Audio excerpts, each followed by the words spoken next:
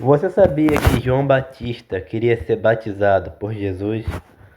Em Mateus 3, do 13 ao 15 fala: Mas João se opunha a isso, dizendo: Eu é que preciso ser batizado por ti, e tu vens a mim? João sabia que Jesus era o Messias, filho de Deus e sem pecado. O batismo que João fazia era de arrependimento dos pecados. Mateus 3, 6. Então, ele achou extremamente bizarro alguém que não tinha pecado algum querer ser batizado. Mas Jesus respondeu: Deixem por enquanto, convém que assim façamos para cumprir sua justiça.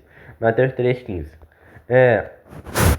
Jesus quis ser batizado para cumprir o plano de Deus, se identificar com os pecadores, iniciar seu ministério e confirmar. E ele queria mostrar que aquele batismo ali, era aprovado por Deus. Uma coisa que eu percebi, pessoal, é que o batismo bíblico era feito em água corrente. Enfim, no Rio Jordão.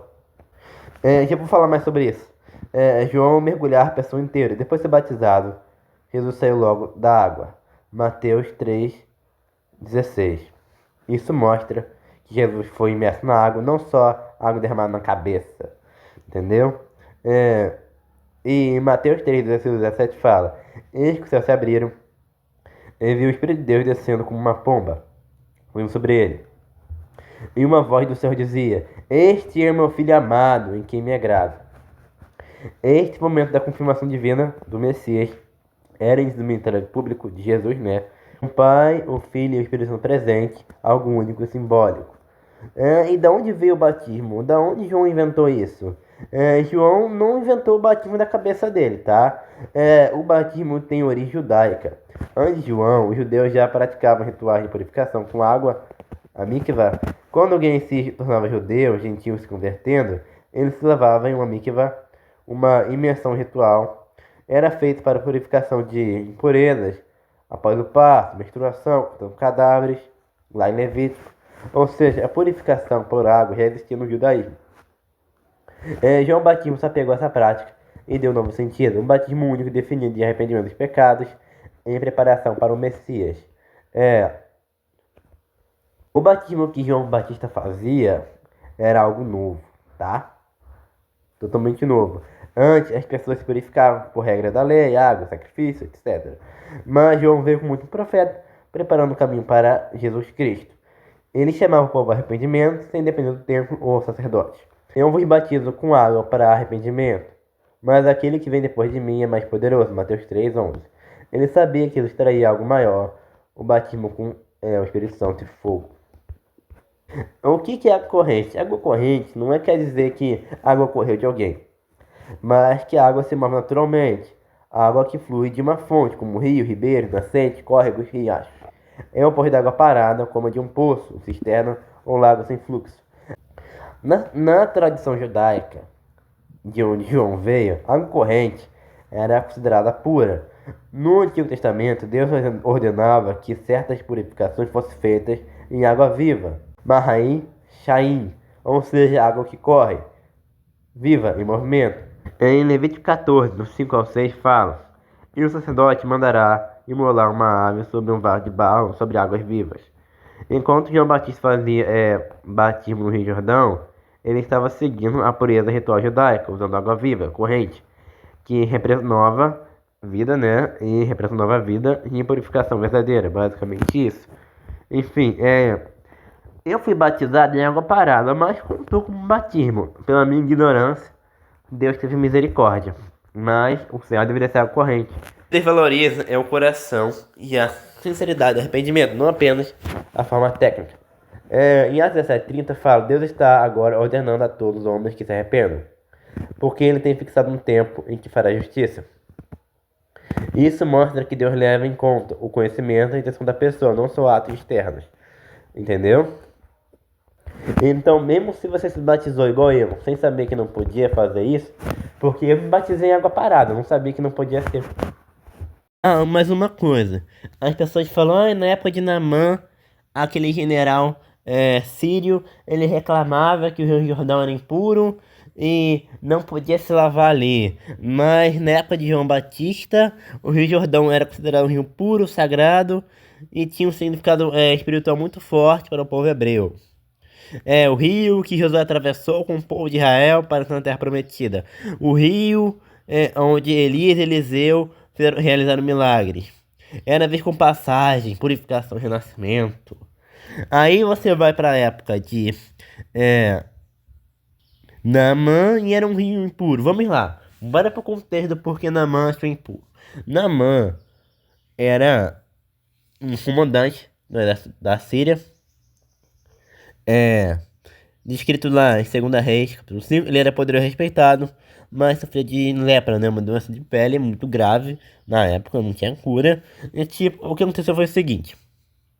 Naamã foi até o profeta Eliseu, em Israel, pedindo cura. Eliseu não recebeu pessoalmente, apenas mandou dizer: vá e lava-te 7 vezes no Jordão, e a tua carne se tornará. Peraí, deixa eu ler aqui. E a tua carne te tornará e ficarás limpo. Essas traduções me ferram. Desculpa pela péssima oratória. 2 Reis, capítulo 5, verso 10. Naamã ficou indignado, reclamou porventura, não sou rei de Damasco, Abaná e Farfá, melhores que todos os rios da terra de Israel? Não podereis me lavar nele e ficar limpo? Ou seja, ele desdenhou, né, do rio Jordão, achando impuro ou inferior ao rio da sua terra, né, Síria. E tipo, a reclamação de Naamã não era sobre sujeira física, mas orgulho e incredulidade. Ele esperava um milagre grandioso e achou humilhante ter que se lavar no rio comum de Israel. Enfim, vamos lá, as duas histórias são separadas por muitos séculos. Naamã e Eliseu viveram por volta do século. Peraí. Por volta do século 8. E João Batista viveu 900 anos depois. É natural que um contexto histórico, político e até ambiental fosse outro. Ele não achava o Rio Jordão literalmente cheio de lixo. O que ele queria dizer é que o rio era insignificante, pequeno, sem importância comparado ao grande rio da Síria. O Rio Jordão é um rio estreito, modesto, que atravessa o deserto. Já o rio Damasco, Abaná e Fafá eram grandes, com água límpida, cortando cidades ricas em jardins, né? Você tinha ali o rio que cortava cidades ricas em jardins. Então Naamã estava sendo orgulhoso, desprezando o rio por ser um rio humilde de um país que ele via como inferior. Entendeu? É por isso. Não é que o rio fosse sujo de verdade. É que ele achava inferior, impuro. Entendeu? Mas de fato o Rio Jordão tem muita lama, tá? Mas hoje em dia assim seria poluído em vários trechos, tá? Hoje em dia é mais poluído. Como eu falei, o Rio Jordão ele não é tão puro quanto antigamente. A grande parte da água que alimentava o Rio Jordão foi desviada para abastecimento e irrigação nas últimas décadas. Isso diminuiu o fluxo ecológico e concentrou o poluente. Enfim, você vai ter poluição por esgoto e efluentes agrícolas nas seções médias, baixas, a descarga doméstica e agrícola, nutrientes, bactérias, agrotóxicos que acabam degradando a qualidade da água e a tornando adequada em vários trechos. Você tem problemas de transfronteiriços e de segurança, né? A imagem do rio cruza uma área sensível entre Jordânia e territórios palestinos. Isso de coordenação política em alguns locais, limpeza de minas e controle de acesso. Você vai ter iniciativas de restauração já em curso. Enfim, existem programas e comissões trabalhando em trechos específicos, plano de reabilitação de canais, restauração de vasos, tratamento de pontos de descarga, né?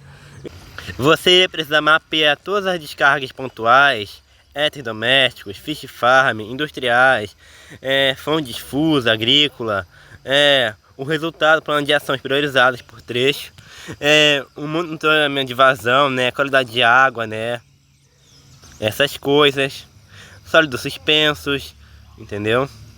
Você ter que redefinir vazões, negociar e implementar liberação de água mínima ecológica, né? Pequenas vazões geridas para recuperar habitats aquáticos e diluir poluentes em trechos críticos, né? Pode incluir o uso de reservatório, liberação coordenada ou a entrega de água reciclada tratada. Essa medida é central para recuperar funções do rio. Você pode tratar fonte de poluição, enfim, essas coisas. Implementar tratamento terciário para descargas urbanas em pontos-chave.